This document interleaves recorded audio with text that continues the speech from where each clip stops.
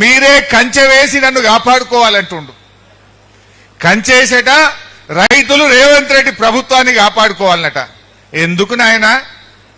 రైతులను మోసం చేసినందుక, రైతులను అడుగడుగునా వంచినందుక, రైతు డిక్లరేషన్ లో ఒక్కటి కూడా అమలు చేయనందుకు నిన్ను కంచె వేసి కాపాడుకోవాలన్నా రేవంత్ రెడ్డి అని నేను అడుగుతా ఉన్నా. ఏం చేసినావు రైతుల కోసం? కరోనా వచ్చినా, కష్టం వచ్చినా, పెద్ద నోట్ల రద్దు జరిగినా, ఆర్థిక ఇబ్బంది ఉన్నా కేసీఆర్ గారు క్రమం తప్పకుండా రైతు బంద్ వేసిండు, రైతుల్ని కాపాడుకున్నాడు. నువ్వేం చేసినావని రైతుల్ని కంచేసి కాపాడుకోవాలి? 3 సార్లు రైతు బంధు 30,000 కోట్లు ఎగబెట్టినందుకు నిన్ను కంచె వేసి కాపాడుకోవాలనా? యాసంగి పంట బోనస్ ను బోగస్ చేసినందుకు నిన్ను కంచె వేసి కాపాడుకోవాలనా? కేసీఆర్ హయాంలో ఆటో డ్రైవర్ చెప్తే ఇంటికాడ ఎరువులు వచ్చినాయి, ఇలా యాప్లు పెట్టి చెప్పులు లైన్లో పెట్టించి యూరియా కోసం రైతుల్ని గోసబెట్టినందుకు కంచె వేసి నిన్ను కాపాడుకోవాలా? ఏం చేసినావు నువ్వు? ఇలా 24 గంటల కరెంటును 10 గంటలకు తెచ్చి కరెంటు సరిగా ఇవ్వక, నీళ్ళు ఇవ్వక రైతుల్ని ఇబ్బంది పెట్టినందుకు కంచె వేసి కాపాడుకోవాలనా?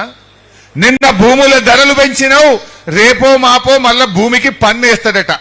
భూమికి పన్నులేస్తా, భూముల రిజిస్ట్రేషన్ వాల్యూ పెంచుతా అని ఇలా ధరలు పెంచి రైతుల దగ్గర డబ్బులు వసూళ్లు చేసినందుకు నిన్ను కంచె వేసి కాపాడుకోవాలనా? అసలు నువ్వు చేసిందేంది? రైతులకు చేసిన ఒక్క మంచి పని చెప్పు.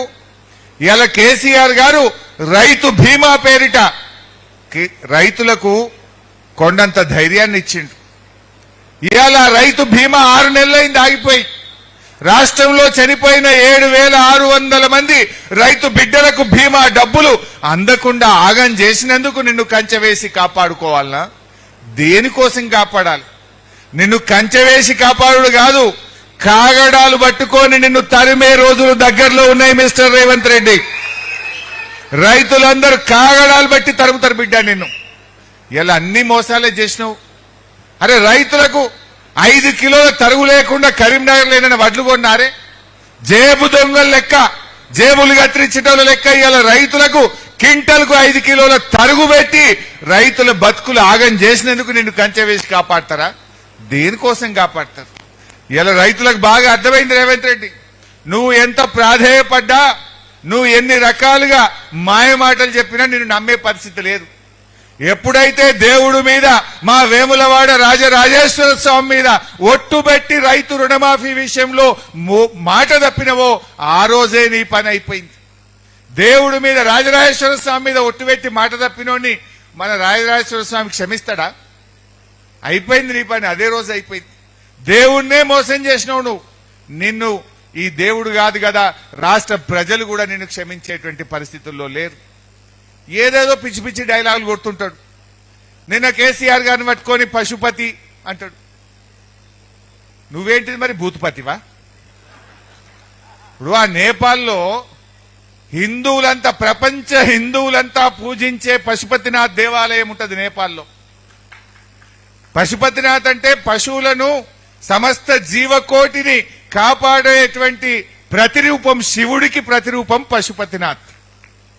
మరి కేసీఆర్ గారు అంత అద్భుతంగా రైతులను, రైతుల చేతుల్లో ఉండే పాడి పశువులను అందరినీ కాపాడి రాష్ట్రాన్ని అద్భుతంగా అభివృద్ధి చేసిండు. నువ్వు కేసీఆర్ గారు పట్టుకొని ఏదో బూతులో సినిమా డైలాగులు కొట్టినంత మాత్రాన ప్రజలు నమ్మే పరిస్థితిలో లేరు. ప్రజలకు అర్థమైంది కేసీఆర్ గారు ఏందో, కేసీఆర్ గారు చేసిన పనులేందో ఇలా రాష్ట్ర ప్రజలకు అర్థమైంది. నిజంగా కేసీఆర్ గారు ఉంటే ఈ కరువు కాలంలో, ఇప్పుడు ఎల్ నినో వచ్చింది